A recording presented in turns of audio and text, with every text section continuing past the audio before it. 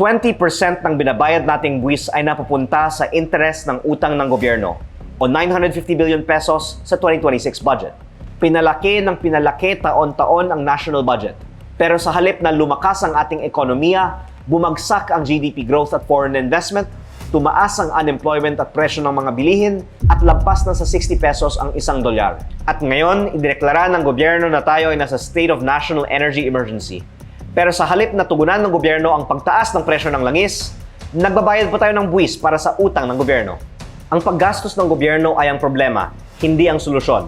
Kaya ang dapat tutukan ay ang pagputol ng mga gastusing hindi kailangan, kabilang ang halos 23 billion pesos sa pag-host ng ASEAN Summit, 28 billion pesos sa traveling expenses, 14 billion pesos sa representation expenses, 11.6 billion pesos sa confidential and intelligence funds, 2.46 billion pesos sa Presidential Communications Office, at ang bilyon-bilyon piso pang ginagastos para sa social media trolls. At dahil kaya namang magtipid ang gobyerno, aprubahan na rin ang aking panukalang batas na ibaba ang VAT sa 10% upang mapagaan ang pasanin ng taong bayan.